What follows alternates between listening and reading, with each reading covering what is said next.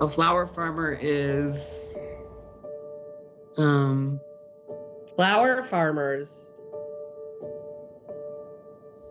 it's hard to put that in words. What is a flower farmer? You've got me stumped here. I'm trying to think. There's so many. This is the thing. You have to be good at so many things. Flower farmers are patient.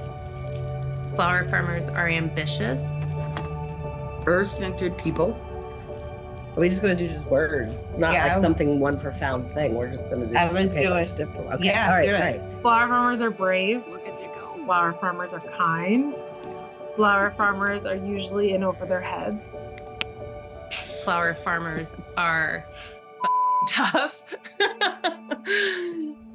Inspired. Tenacious, I'm going to use that word again. And really bloody minded. Beauty-loving, fun-loving, people who love difficult challenges. Flower farmers are valuable. Flower farmers are delusional. They are crazy. You are crazy. You are crazy people. This is addiction, of course. It never ends. Flower farmers are resilient. It's a good addiction. And keep going. I feel like flower farmers are messengers in a way. Flower farmers are magic makers. Nuh-uh. Flower farmers are obsessed with flowers. Well, these are very dedicated people, just extremely dedicated. You can't grow flowers if you do not love them from the bottom of your heart. Hey, if you give tulips, maybe you'll get tulips back. Very unique individual. There are not a lot of us. Flower farmers are happy. Yeah. Happy.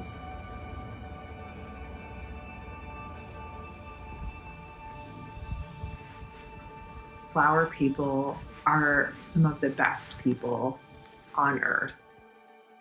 They've always got your back.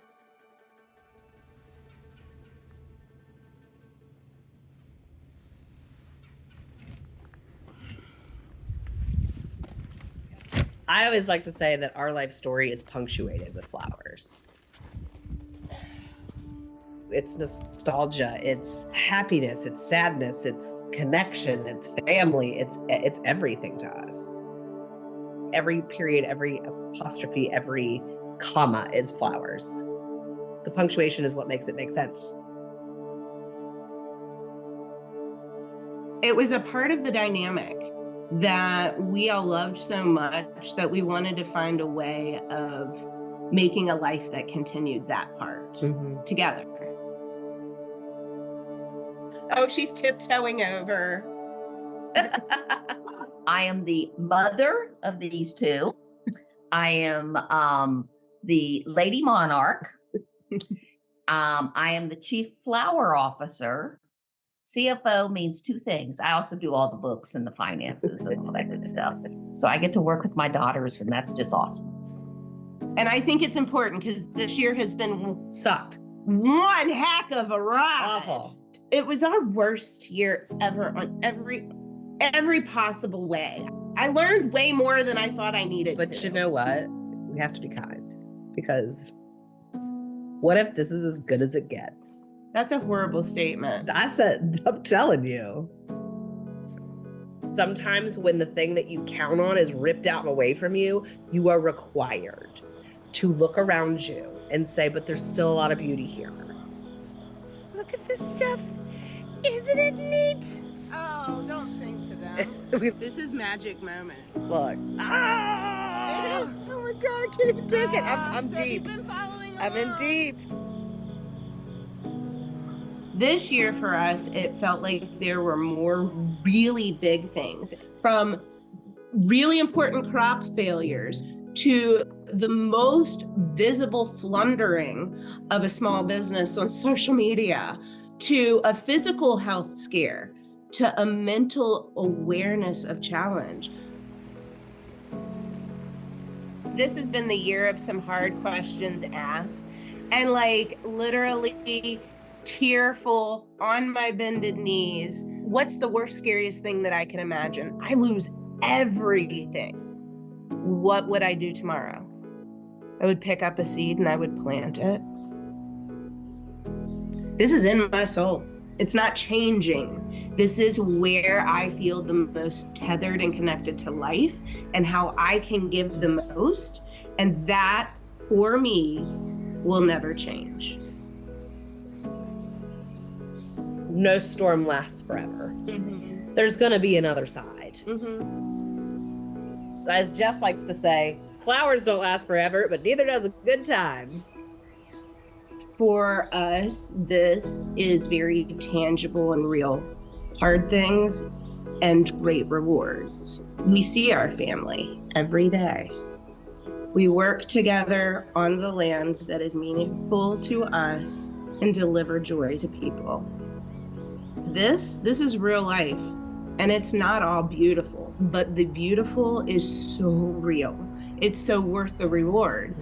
And the rewards are typically not monetary. I talk about this a lot with other flower farmers. This year has been an awful, awful growing year. How long have we got? Like, this year is the worst for me. This year has particularly been super hard. 2024 needs to be taken behind the barn and buried. Well, here's the water coming out of the field. I mean, people are really on their knees and exhausted because of it, but it feels like it's been 3 or 4 years of that, to be honest. You've got to keep it cool when things are difficult and adapt quickly. When we see flower farmers, or we think about flower farmers, we think about a particular type of flower farmer. Somebody who grows for bouquets or for weddings or events. And that's, I think, the most difficult kind of flower farming. You have to be picking them and selling them immediately because they have such a short shelf life. There's so many different ways that you can take flower farming. You know, there's so many different avenues. We've done everything under the sun. What has kept this business alive is being able to say, this is not working, we need to change direction. And it's kind of curating your compass too, to know when should you have more tenacity and when should you accept that this isn't working and that you need to try something else. And that takes time to really develop that. I'm growing dive plant flowers, and that's much easier. Some people grow flowers for drying. It's still hard work. I mean, I'm not saying, this isn't hard work, but it takes that kind of deadline and spoilage, a lot of that pressure away. It's that pressure that makes you carry on even when you shouldn't. Very gently. You don't want to force anything because it's when you force it that it can break. There's always changes. And so I think adapting to those changes is kind of the constant challenge, but farmers are adaptable. Sometimes it's hard on the heart,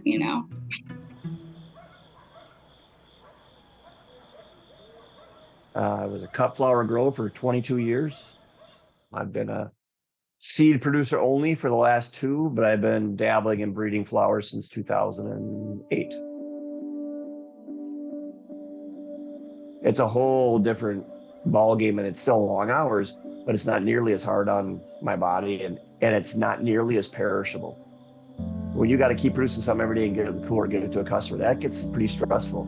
If we do have a storm that comes by and knocks the petals off, if it was a cut flower, you're done. You can't sell that flower. So, but it still gets seed.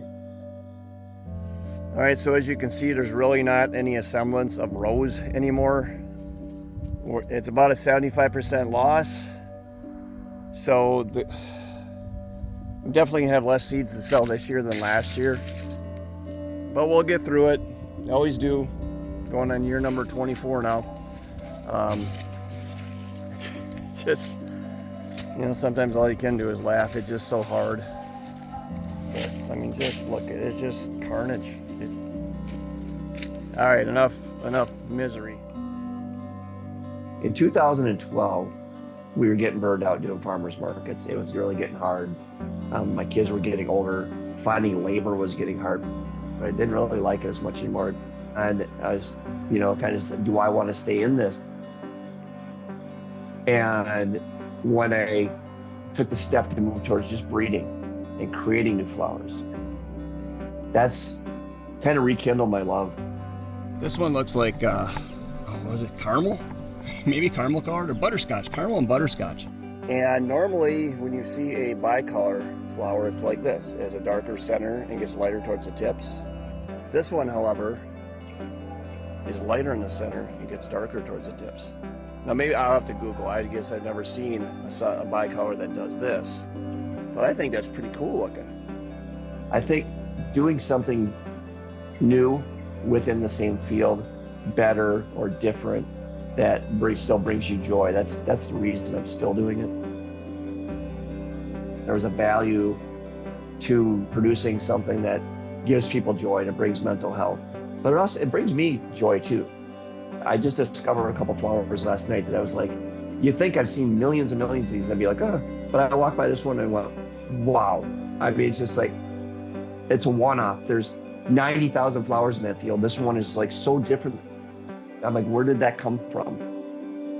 If you love sunflowers, prepare to have your mind blown. Look at the variegated foliage on that beautiful teddy bear.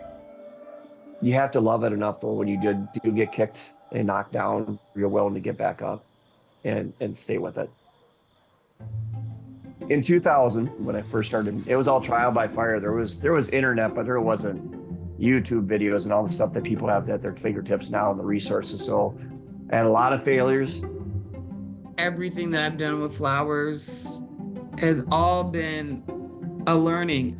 Learn to learn, be prepared to keep learning all the time. We're first generation farmers. Nobody in my family farms. I had no background in flower farming. Neither of us have a degree in agriculture or business.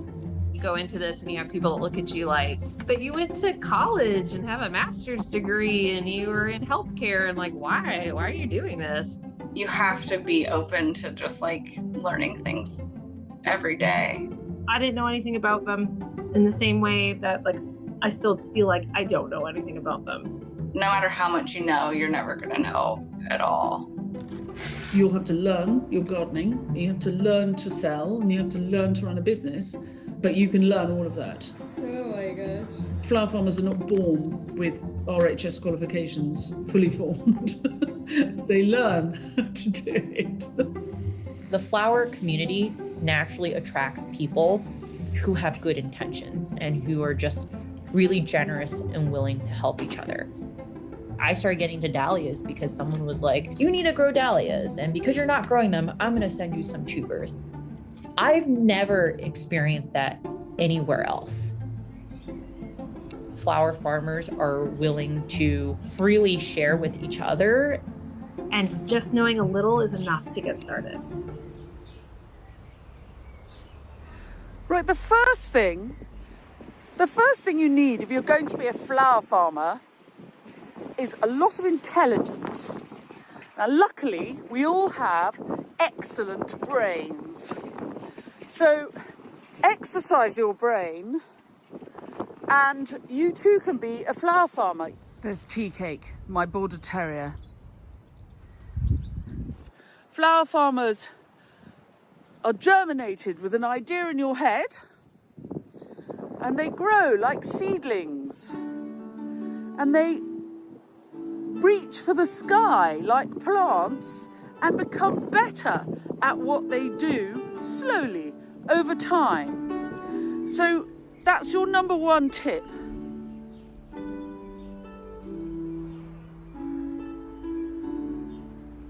We were real fantasists, and we thought that we would have a market garden of some kind. We were doing everything, bread making, lots of cabbages, potatoes, pigs, we did it all honestly, I look back and I think, what kind of fantasist was I?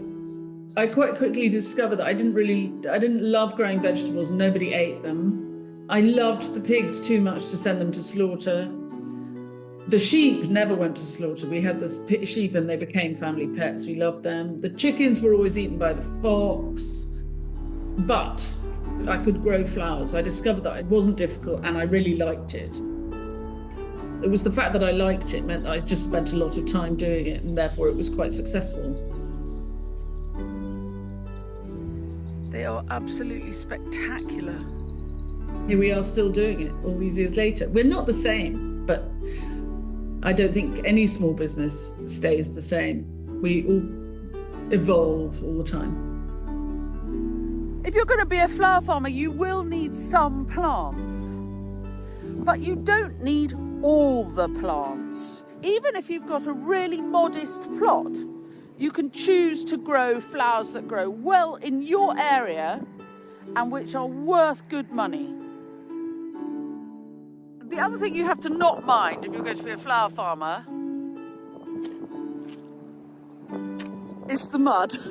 In fact, you must not mind weather altogether. If you end up a bit weather-beaten looking, then that's a badge of honour.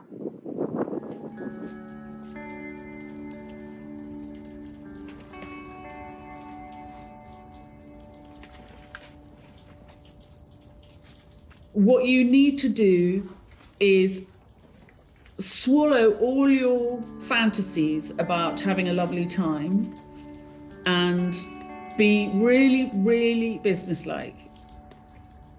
More than anything, you need energy. I'm just snipping the stems right down to the ground. My asset is my energy. And it is something I must nurse, nurture, pay attention to. And I cannot assume that this level of energy is going to last me the rest of my life. It's the energy that keeps me going. And if you have a lot of energy, you can be a flower farmer. Sometimes people say to me, they say, but where do you get the confidence? Where do you get the energy that makes you appear to know what you're doing? Well, 15 years in, I do know what I'm doing. But confidence is just practice. You can practice being confident. As you practice, you'll get better at it. Allow yourself to be confident. Say to yourself, get up in the morning and say, I'm allowed to be confident. I'm allowed to do this. I'm allowed to have a go. You're allowed. I know this is a thing, that people feel as though there are jobs and opportunities out there, but for some reason, it's not for them. But it can be if you choose it.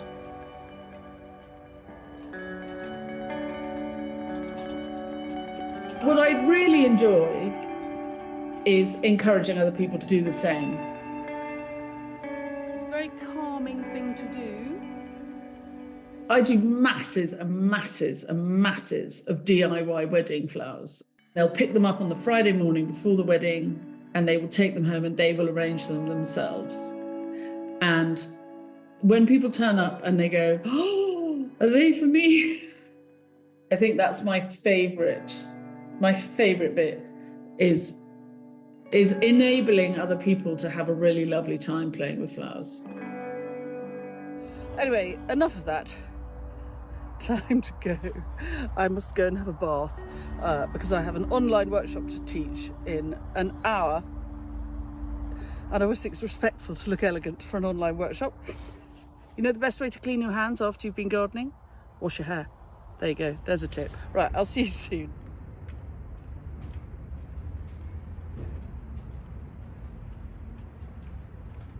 The emails and texts, the things that I get back from people when they experience my flowers, are for sure the first thing that come to my mind when I think about why I do this when it's so damn hard and the numbers are really tight.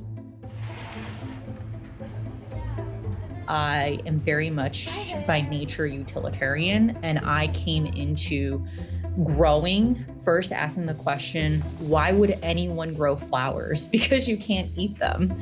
I've had that. I've had people tell me that they don't want to buy something that's just going to die anyway. When I started doing flowers, I think I felt that way to a certain degree. And I think partially that was because prior to doing flowers, I had worked in nonprofits.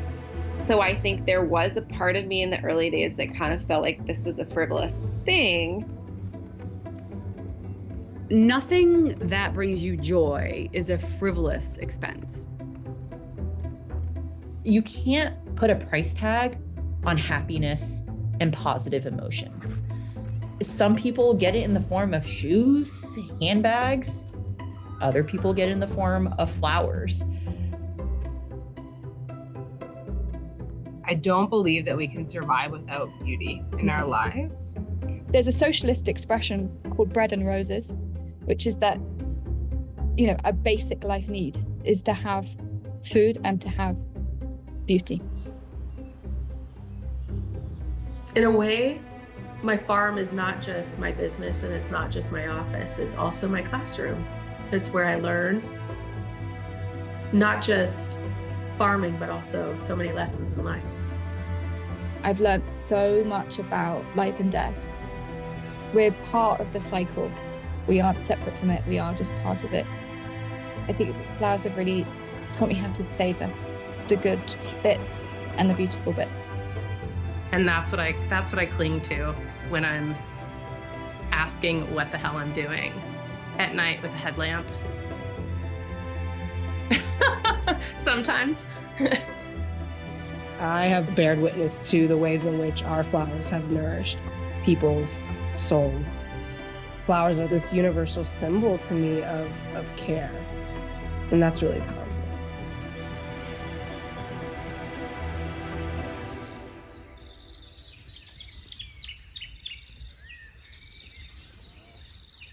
So we are in frost mode.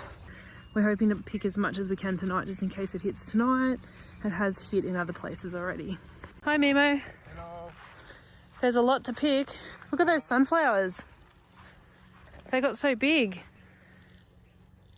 We are a family of 5 and we have been supporting ourselves with flowers for the past 4 years, which we feel like is amazing. So we're just about to start season 5, so it's like been 4 full years, but I think it's only been 3 years that we've been all in. I'm pretty sure that very first year, it was the practice year. It wasn't until the second year that we actually thought, let's just go for it and see what happens. Like, what's the worst that can happen? We end up homeless. We probably weren't going to end up homeless, but you know what I mean?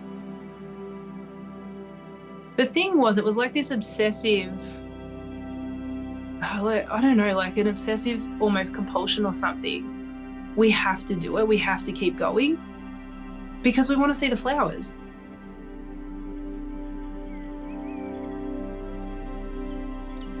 It was just really hard making flowers today because I just felt so down, like everything just kind of swirled around my head at once. Like, what if we don't make it with this?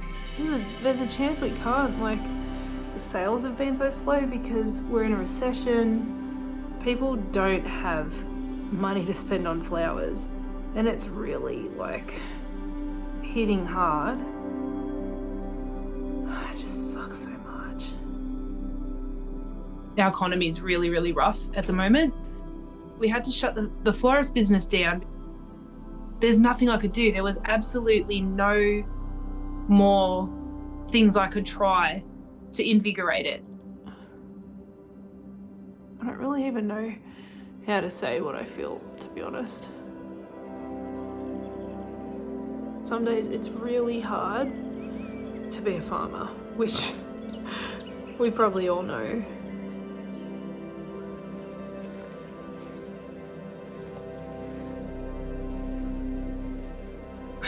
I have tried so many things in life and just never found my thing.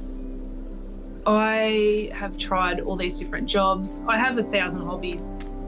And I've had little businesses leading up to this too, like little things. And I just never felt like this is what I could do forever. Whereas with the flowers, I feel like this is what I could do forever. Having to close down the flower business, it's given me time to think about things because I had no time. Like it was just consuming me, and then suddenly it wasn't. So now I've got time to breathe.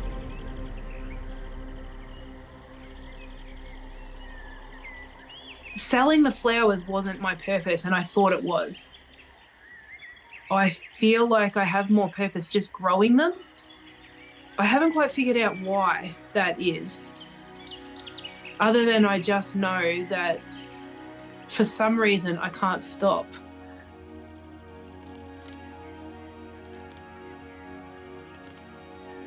I've kind of let go of time because I feel like this is what I'll do for the rest of my life. I'll grow flowers. There's no end date, so what am I rushing towards? I kind of feel like I've got forever to figure this out now. I can actually just enjoy the journey as I go, and I wish I had have realised that earlier.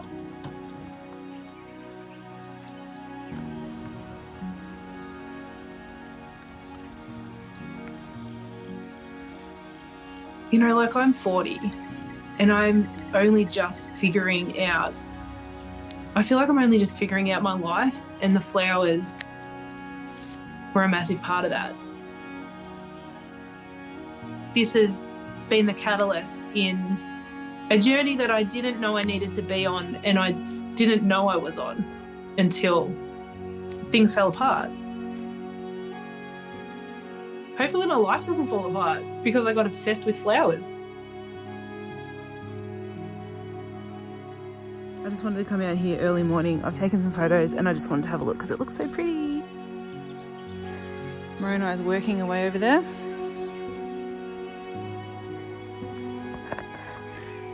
I don't know, it's just a beautiful life. Growing flowers is a beautiful life. I can't believe this is my life. I can't believe I have this. Like, it's a gift. We live on a flower farm. It's a tiny little pocket of the farm at this point, but can you imagine the future one day when the whole property is filled with flowers? Like that, you know, that to me is a beautiful dream. And maybe that's part of why I keep doing this, because we've got this massive vision of what this could be one day in the future. And right now we're just slowly building on it. And it's an exciting thing to, you know, think one day we'll get there.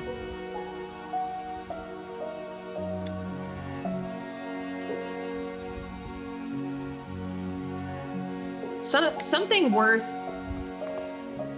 doing is not going to be easy. It's supposed to be hard, right? The hard is what makes it great. If it wasn't hard, everyone would do it. You know, getting your hands dirty, it's not a beautiful thing, but if you think about it, you think about the dirty, hard work, that's what gets you to the good stuff. Yeah, it does. I have really muddy hands and mud in my hair probably to show for it. But I think it really teaches you who you are. Flowers, man, they're here for every single event, right? From birth to death. They allow you to move through really hard times. We use them when someone dies, or to connect us to somebody we miss, or to a scent that meant something to us, you know? Flowers are medicine. It's medicine for the grower, it's medicine for the person who receives the flowers. This is worth it. This is essential to our life and our culture, and putting that out into the world means something. Flowers, they really can keep you present. Like, it could change your whole mindset. It can make you appreciate like the little things. I think people need more flowers. I think the world needs more flower growers too.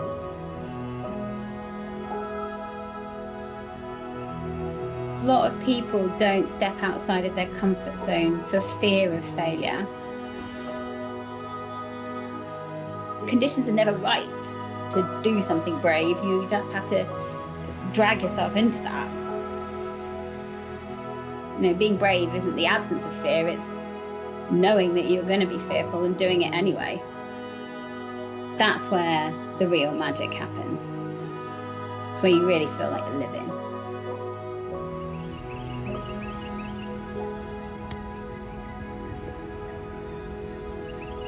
All of us, I do believe, want to and can change this world.